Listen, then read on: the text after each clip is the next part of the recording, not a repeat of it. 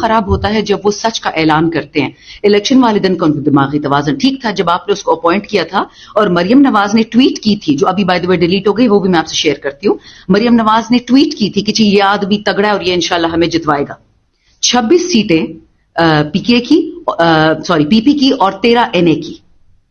اب وہ بندہ کہہ رہے ہیں میں سچ بول رہا ہوں, میں حلف پہ بات کر رہا ہوں, اور آپ اس کو جھوٹا کہہ رہے ہیں. تو یہ پہلے جھوٹا کیوں نہیں تھا, یہ ابھی جھوٹا کیوں ہو گیا؟ یہ ماننے والی کوئی بات ہے؟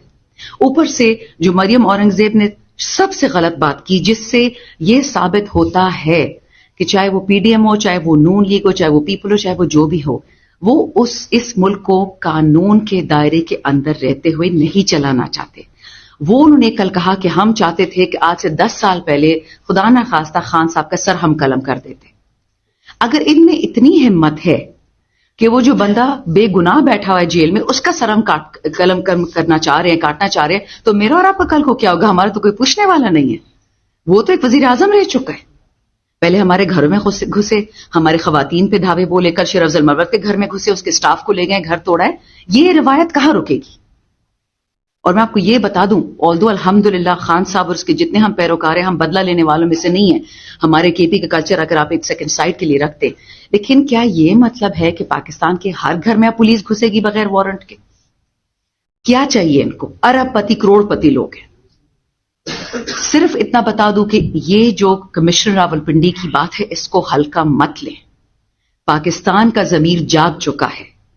میں نے پچھلی دفعہ بھی کہا پریس کانفرنس میں, آج دوبارہ کہہ رہی ہوں, اس ٹیبل پہ جتنے میرے کالیگز ہیں جن کو زبردستی ہروایا گیا ہے, یہ خود الحمدللہ اچھے خاندانوں سے ہیں, کمپلیٹ ہیں, ان کی تعلیمیں ہیں, ان کی نوکریاں ہیں, ان کو اللہ نے کسی چیز کی کمی نہیں دی. بٹ ان سے ان کے چاہے تیمور صاحب ہیں, چاہے ارباب عاصم صاحب ہیں, ان کے ووٹ چرائے گئے ہیں, ان کی عوام کے. اور یہ نہیں ہو سکتا کہ آپ ہم پہ اپنے لیڈرز امپوز کریں. جب لوگوں نے ایک دفعہ کہہ دیا, آپ کی لوگوں سے کیا دشمنی؟ چلو تیمور صاحب تو خان صاحب کے ساتھ ہے, ارباب عاصم ہے, میں ہوں, آپ کو عوام سے کیا دشمنی ہے؟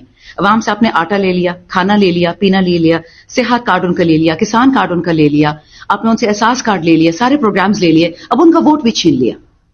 آگے ان کے سانس لینے کا بھی حق لے لیں گے. جلسے تو ہمیں کرنے نہیں دیتے. اس الیکشن میں ایک جلسہ ہم نے نہیں کیا, ہم صرف کارنر میٹنگز کی ہیں. کل پروٹیسٹ کرے تھے پنڈی میں, پورا پریس کلب کے باہر جو وہ ہے گارڈن, اس کو کھود دیا گیا. اب یہ طریقہ آ گیا. تو یہ بات میں یہاں ختم کرتی ہوں. باقی میں سوال جواب میں کروں گی. میں چاہتی ہوں کہ تیمور صاحب اس کو کنٹینیو کریں. ہم آپ کو ڈیٹیل سے بتائیں گے کہ کس آر او نے کیسے کیا, کہاں کیا.